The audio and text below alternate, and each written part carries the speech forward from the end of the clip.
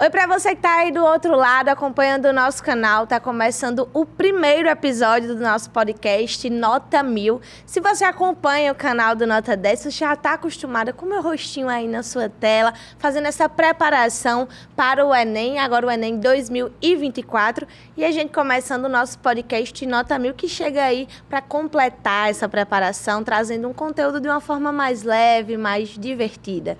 E agora que eu já dei boas-vindas para você que está acompanhando o nosso canal, dou boas-vindas para o nosso primeiro convidado do podcast Nota 1000, o professor Luan Honório. Professor, bem-vindo ao Nota 1000. Muito obrigada por topar essa parceria mais um ano. Eu que agradeço, Tiffany, o convite. É um prazer sempre estar aqui ajudando o pessoal. Professor, você sabe que com toda a ajuda e com todo o trabalho do Nota 10, ano passado eu consegui a minha aprovação. E agora a gente está trabalhando aí, né, para que outras pessoas, assim como eu, também consigam a sua aprovação. E eu já queria agradecer você, porque você fez parte desse time, né, de professores que me ajudou a conquistar, né, essa aprovação. Queria saber para você como é quando você sabe que um aluno conseguiu passar no Enem com a sua contribuição. Bom, eu fico muito feliz em ouvir você também. E sempre que eu recebo mensagem de algum aluno agradecendo também, fico muito feliz por saber que eu fiz parte daquele sonho, porque é um sonho para a maioria das pessoas, né? Ser aprovado no Enem, entrar no curso que eles queriam.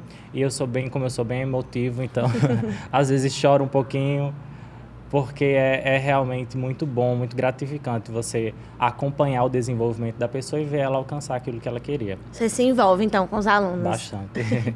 E para quem acompanha o Nota 10, né, já sabe que o professor Luan dá aula de inglês, em inglês. Inclusive, a gente já estava aqui falando um pouquinho.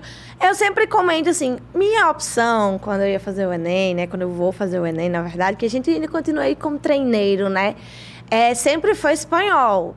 Porque eu sempre achei ter mais intimidade, né, com a língua espanhola, a gente, né, por ser uma língua mais próxima da língua portuguesa.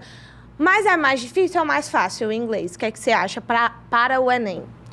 Bom, a maioria das pessoas acaba escolhendo espanhol pela facilidade. E aí qual que é o problema? Elas não estudam. Quer dizer, é parecido com português, vou focar em outra coisa. E aí quem escolhe inglês acaba estudando, porque é uma língua mais diferente da nossa. Então, acaba sendo mais fácil para quem escolhe inglês por esse motivo, porque a pessoa que escolhe espanhol às vezes não estuda e a que escolheu inglês estuda. Então, em questão de conteúdo, você acha que é o mesmo grau de dificuldade? Eu considero o mesmo grau. Apesar de que alguns professores comentam bastante sobre o falso cognato, que é um perigo também para quem escolhe espanhol. Porque ele vai achando que é uma coisa, acha que está entendendo tudo e, na verdade, a palavra tem outro significado. Inclusive, a gente já teve aula no Nota 10 sobre isso, na disciplina de espanhol, já para dar esse toque para quem está acompanhando a gente. E aí eu queria que a gente falasse, então, em inglês, o que é que o aluno, o que é básico para a gente ir para a prova do Enem? Pronto, a gente se baseia na matriz de referência do Enem, que é disponibilizada pelo MEC. E aí lá tem algumas habilidades que serão cobradas. A primeira habilidade é a habilidade de interpretação de texto, que é o que norteia basicamente as questões. Nós não temos questões explícitas de gramática. Você não vai encontrar lá qual forma correta do verbo. É sempre um texto e uma interpretação. Então não tem como a gente dizer um conteúdo, mas a gente vai sempre por temas. Uma das habilidades cobradas, inclusive, é associar o texto a questões culturais. E é uma recorrência no Enem essas questões culturais, questões de raça, de gênero. Então, a gente pode se guiar por aí. Interpretação de texto, estratégias de leitura e questões culturais. Geralmente, quando caem essas questões culturais, são assuntos relacionados à cultura de países que falam a língua inglesa ou tem algumas adaptações?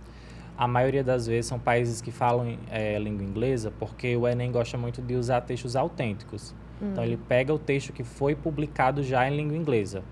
E não um texto, por exemplo, do Brasil e traduzido para o inglês? Até agora não aconteceu. Eu vejo que também a gente tem uma frequência, assim, algumas músicas, alguns textos literários. E aí, você acha que compensa a gente estar se esforçando para, por exemplo, estar lendo mais em inglês, ouvindo mais músicas em inglês, assistindo mais séries e filmes em inglês? Com certeza. Vai ajudar tanto na disciplina de língua inglesa, como pode te ajudar também na redação. Porque você vai criando um repertório. Por exemplo, temos músicas de Madonna já, de Paul McCartney, de Bob Marley. Então, quem já conhecia a letra foi rapidão e não precisou perder muito tempo. Será que esse ano vem uma coisa tipo Taylor Swift para seguir essa vibe aí? Pode ser. Aí, finalmente, eu poderia dizer que valeu a pena, viu, galera? Toda essa tour com Taylor Swift ia valer a pena, né? Se a gente pudesse dizer assim, top 5 assuntos que caem no Enem de inglês, a gente consegue fazer esse top? Conseguimos, vamos lá. 5. 5. Nós temos questões voltadas para gênero, que aí vai falar da questão da mulher, o papel da mulher. 4, nós temos muitas questões também. Acho que não lembro se teve no ano passado, mas tem muitas questões que envolvem preconceito cultural, tipo estereotipar. Teve um ano, não tenho certeza se foi ano passado, mas teve um ano que colocou várias pessoas com estereótipos que a gente vê muito na mídia, de mexicano, de orientais, e fazendo uma crítica. Então, seria o 4. Terceiro ponto, nós temos as tirinhas, que trazem sempre uma crítica, e tem uma dica, inclusive, para interpretar a tirinha. Atenção, dica! Que é você ir observar sempre mais o primeiro e o último quadro, porque o primeiro ele introduz a situação e o último quadro tem geralmente os mecanismos que o autor utilizou para fazer humor, para fazer a crítica, e que é o que geralmente a questão vai pedir. Então, você entendeu o primeiro e o último quadro, geralmente você já entendeu a tira toda. O do meio só para confirmar, mas o final da tira que é o mais importante, que vai ser questionado. Entendi. Esse foi o 3. 2. Estou em dúvida aqui qual eu escolho para primeiro. No seu tempo, para primeiro lugar, mas acho que eu já sei. Segundo lugar, nós temos as questões que envolvem gramática de maneira implícita. Ela vai pedir que você identifique, por exemplo, se algo aconteceu, está acontecendo, vai acontecer, mas sem explicitar que é gramática. Então, aí também é importante a gente ter conhecimento gramatical, de tempo verbal, porque é bem recorrente, as pessoas não notam de maneira descrita no enunciado, mas você vai precisar. E, em primeiro lugar, com certeza, a questão racial, porque a gente tem muitos casos e questões, principalmente envolvendo música. Então, esse é o top 5. Top 5. Então, pelo que você falou, vale muito a pena estar escutando música em inglês, né? Vale, sim. E me fala uma coisa, são 5 questões, né, que a gente tem de língua estrangeira. Essas 5 questões, por mais que seja, não, só 5, né, de tantas, mas faz a diferença, né, na hora dos pesos lá das notas. E o que fazer quando eu peguei a prova, né, eu tenho familiaridade com o inglês, sei alguma coisa e outra. Isso acontece que agora eu tô viciada em TikTok, né? Aí eu comecei, depois que você faz uma coisa no TikTok, ele manda a mesma coisa sempre, né? O algoritmo. E aí eu comecei se você conseguir ler esse texto até tal ponto em inglês, é porque você é quase fluente. Aí eu já tô me sentindo quase fluente por causa disso. As primeiras vezes que eu fui ler, né? Eu reconheci algumas palavras e outras não. Eu disse, meu Deus. E aí bate um pânico. E aí eu lembrei muito que às vezes, quando a gente tá fazendo prova, isso acontece. Porque você tá lá... por mais que você tenha familiaridade, você fica numa tensão tão grande porque você não sabe uma palavrinha, e aí você acha que você não consegue fazer nada. O que fazer nesse momento? A dica sempre é ignorar no momento aquilo que você não entendeu. Se você não entendeu aquela palavra, trabalhe só com o que você entendeu. Porque senão você vai ficar perdendo tempo, vai ficar nervoso, como você falou. E a gente tem que pensar também que às vezes acontece no português. A gente lê um texto, Machado de Assis, e não entende aquela palavra. Se for Machado de Assis, geralmente não é só uma palavra que a gente não entende. E aí não entende, mas você entende o contexto. Então, você sabe a história, você sabe o que está acontecendo, e não vai ser aquela palavra que vai acabar com a sua compreensão. Da mesma forma é o inglês. Então, você vai procurar o que você sabe ali, aquilo que é parecido com o português, e vai fazer a sua interpretação tranquilo, de boa, ignorar aquela palavra. Não necessariamente eu preciso conhecer todas as palavras da frase para conseguir entender a questão? De forma alguma. Se você entende aí uma frase, por exemplo, 5 palavras, e você entende o sujeito e o verbo, você já sabe praticamente tudo ali que precisa. O negócio é achar o sujeito e o verbo, né? Às vezes, parece que é fácil, mas às vezes pode não ser tão fácil assim, né? E em relação ainda à prova, né? O melhor de fazer no inglês também é logo ir para o enunciado, para ver o que a questão pede, e depois fazer essa leitura, considerando que é muita interpretação de texto? É sim, porque se você vai ler primeiro o texto e depois o enunciado, você acaba perdendo muito tempo. E o enunciado, ele guia muito a sua interpretação. Então, ele vai dizer qual estratégia você precisa usar.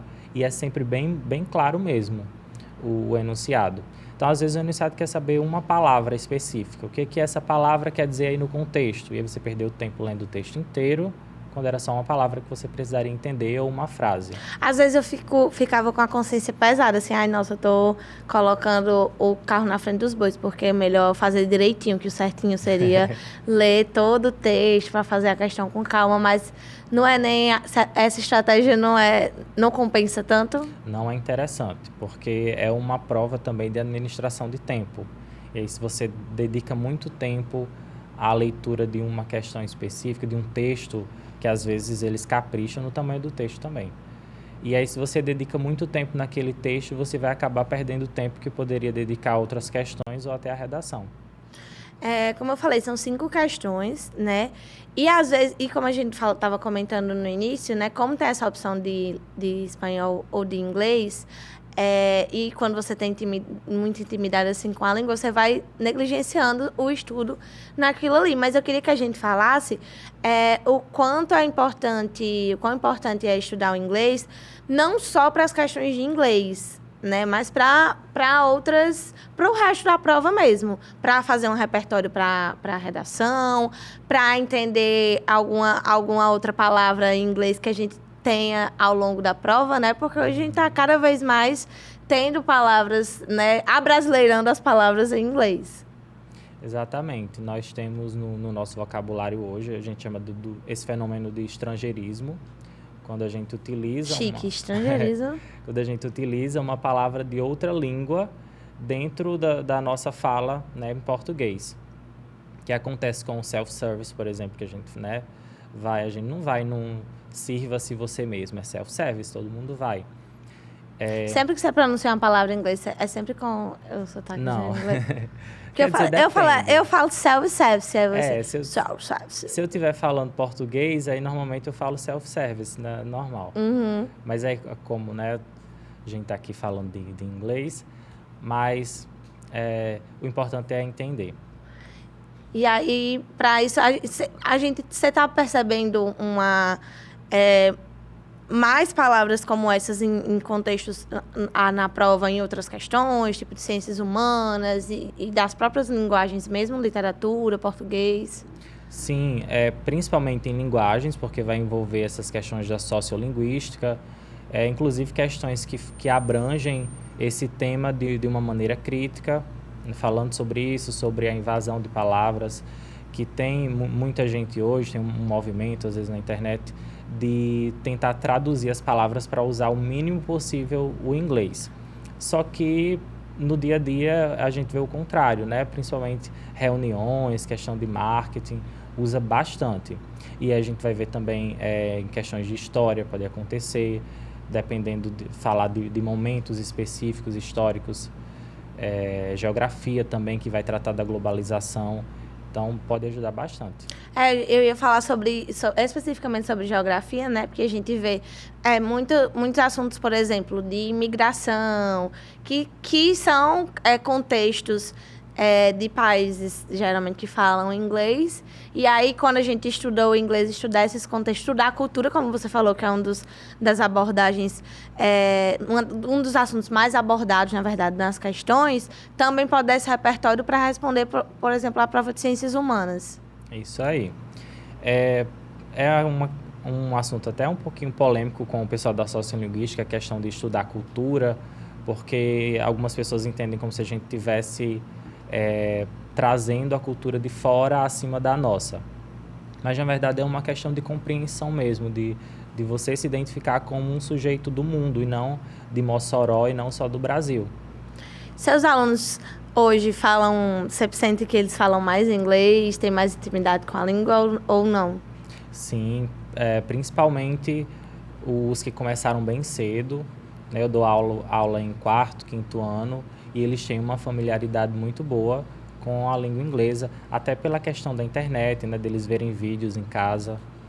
E aí, nessa hora o TikTok pode ser bom. Pode, sim. O que é que geralmente os alunos mais erram no Enem?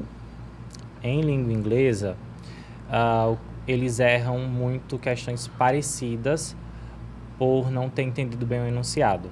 Porque às vezes o enunciado está perguntando uma coisa e tem uma alternativa que faz sentido, porque as alternativas estão em português, aí facilita.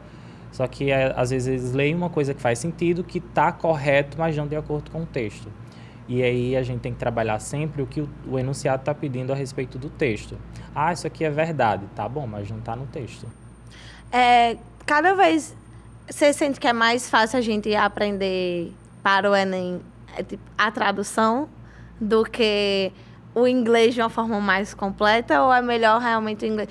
Pronto, você está na reta final agora. Adianta ainda tentar entender o inglês, estudar o inglês de uma forma completa, ou é melhor focar em traduzir o texto? Boa pergunta, porque a gente tem algumas abordagens de aprendizado e ensino de língua inglesa. E aí, essa forma completa que você está falando é o que a gente chama de abordagem comunicativa, que é a gente aprender o inglês para se comunicar mesmo. Só que no Enem, para quem já tem essa abordagem, perfeito. Mas a gente precisa focar, quem ainda não tem, na abordagem de leitura mesmo, que é uma abordagem específica, que inclusive foi muito defendida aqui no Brasil durante anos.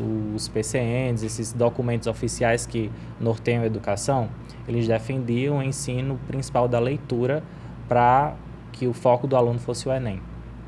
Então, para quem está começando agora, vai aproveitar o finalzinho do tempo, leitura, tradução. Leitura e tradução.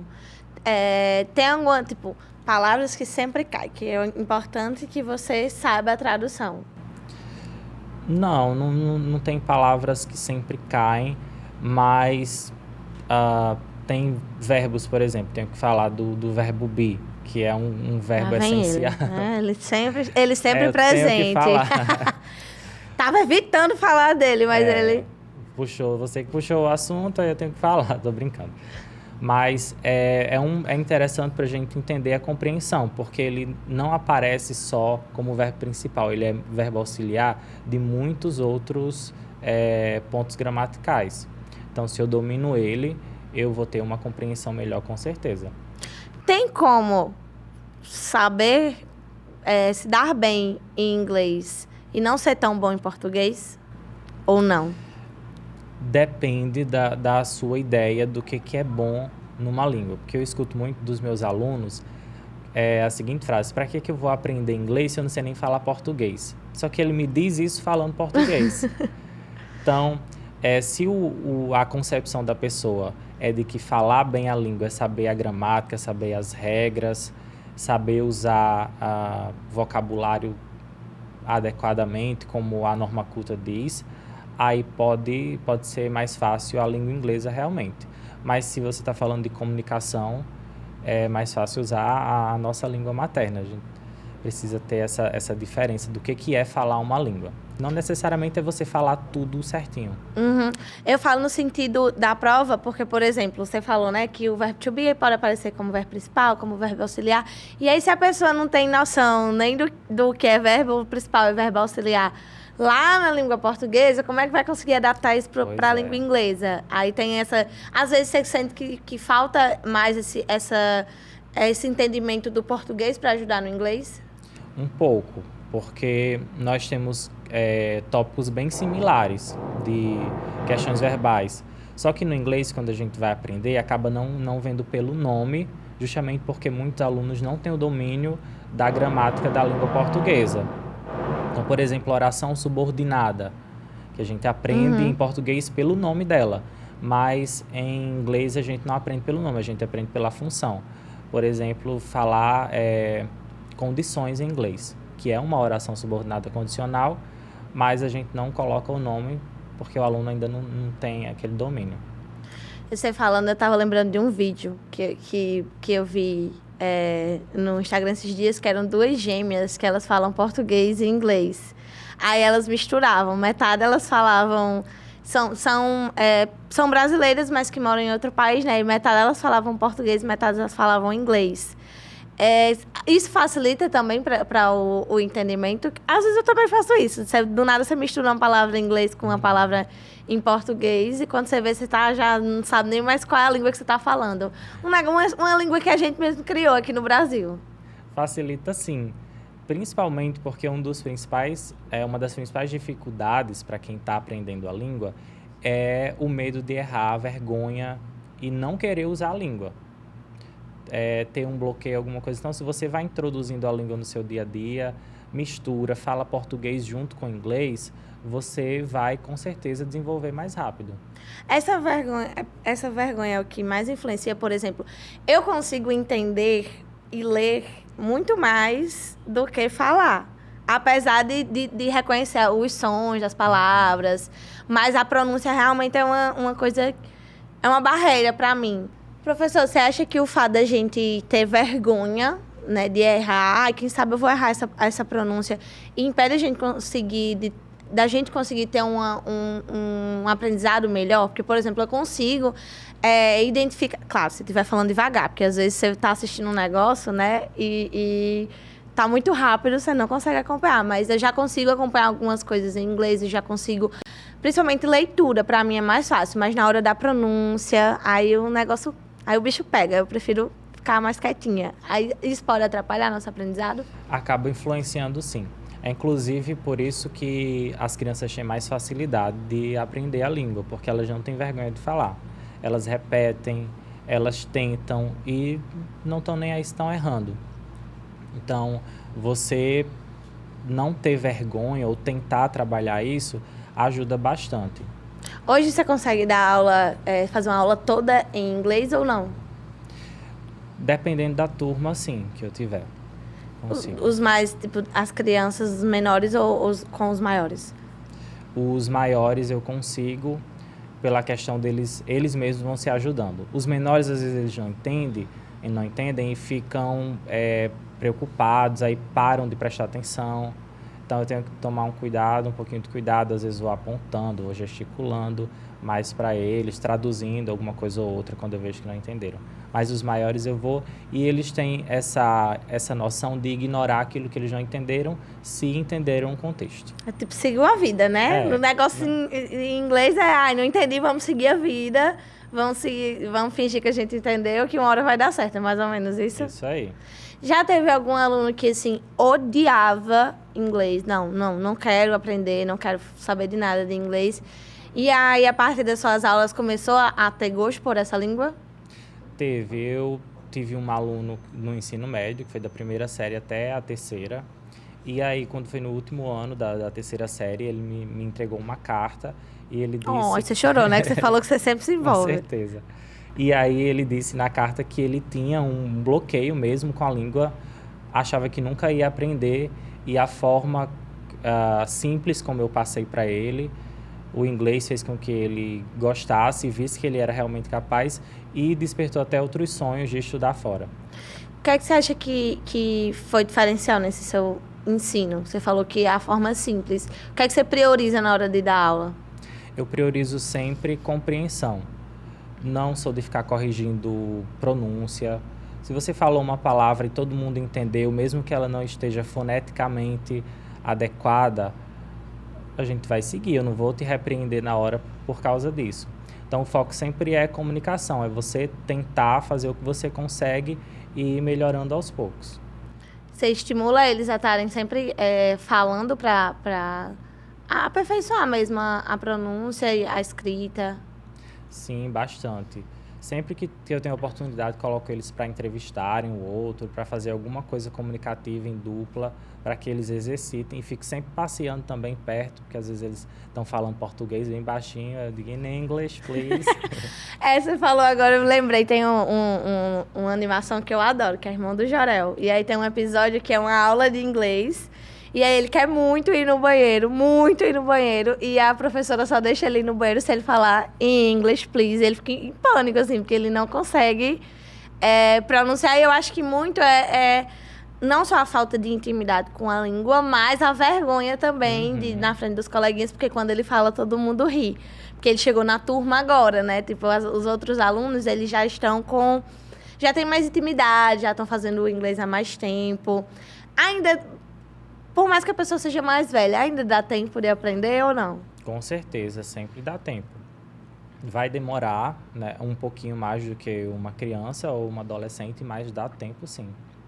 O que é que a gente pode fazer para começar? Não só para o Enem, na verdade, né? Porque para o Enem é geralmente quem está fazendo o ensino médio, quem está já estudando, se preparando para o Enem, já tem umas noções, já vê o inglês com frequência. Mas a pessoa que não está estudando, né? E que está fazendo o Enem por experiência, ou então que precisa mesmo, começa a ter alguma necessidade de aprender o inglês. Por onde começar?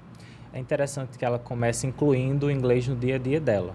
Porque a gente vive num país que fala totalmente português, apesar de algumas situações envolverem a língua inglesa, mas se você vai na padaria, o pessoal está falando português. E é uma dificuldade, né? Você não tem uma imersão, então você começa a incluir inglês no seu dia a dia.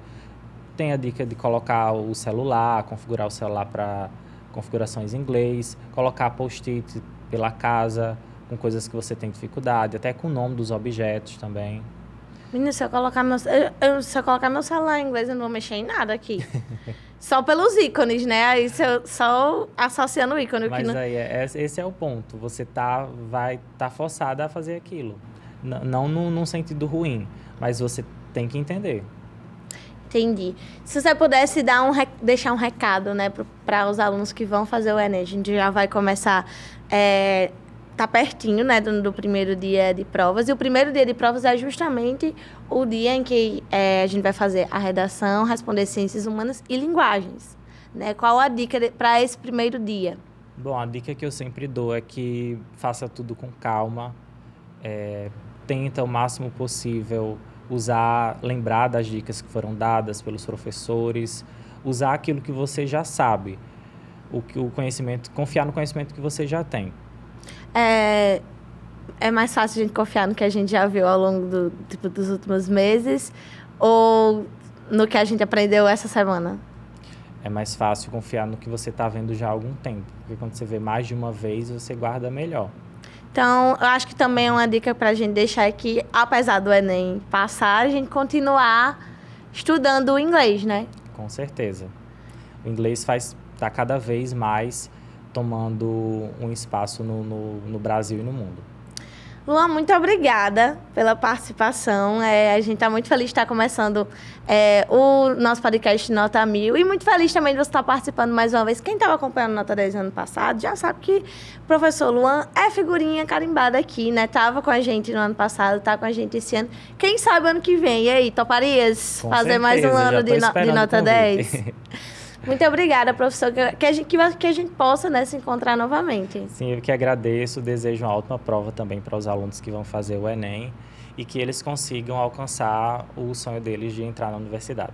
Menina, antes da gente acabar, lembrei de uma coisa que a gente estava conversando antes, né, da gente começar o podcast, que a gente estava falando sobre nomes. E aí você estava dizendo que a pronúncia do nome depende da pessoa, porque a gente estava falando, meu nome é Tiffany, né? Aí, para mim, que sou potiguar, é Tiffany. Para algumas pessoas de outros lugares é Tiffany. Em inglês, a pronúncia pode mudar também. Como é que ficaria meu nome no sotaque, assim, de inglês? Na verdade, o seu nome já tem uma pronúncia bem de inglês, Tiffany. Já ficaria... tem até personagens em filmes, eu vejo bem recorrentes. Sim, menina, Tiffany. eu sofri muito bullying porque as branquelas, sabe? A Tiffany Wilson. Tiffany Wilson. Também tem a Tiffany, que é a mulher do Chuck. Só boas referências, como você pode ver. E aí você estava dizendo, então o nome é de acordo com a pessoa. Assim, você pode orientar a pessoa de fora. É claro que quando ela lê, ela vai falar da forma que ela achar que é e que a fonética da língua dela permite. Por exemplo, Sarah. Chega lá fora, vão chamar de Sarah. É muito comum, Sarah. Mas aí cabe a pessoa querer ser chamada de Sarah ou corrigir. Não, é Sarah. Independente de onde esteja. De onde ela esteja. Então, para mim, vai ser Tiffany aonde eu for. No seu caso é. Que a minha língua materna é assim. Professor, agora sim, muito obrigada pela participação. Queria que você deixasse um recadinho para os alunos que vão fazer o Enem. Bom, desejo uma ótima prova a vocês. Espero que todo esse percurso aqui no Nota 10 tenha feito muita diferença para vocês, assim como fez para Tiffany. E é isso, vão com calma que vocês conseguem. Estou confiando em vocês. Obrigada, Luan. Obrigada para você que está aí acompanhando o nosso podcast Nota 1000. Muito feliz de a gente estar entregando esse conteúdo também mais leve, mais divertido aí, para completar a sua preparação para o Enem 2024. Se você quiser acompanhar mais, é só seguir no nosso canal, também no nosso Instagram, @Nota10TCM. Lembrando que todo o nosso conteúdo também está disponível nas multiplataformas da TCM. Eu vou ficando por aqui. Até a próxima.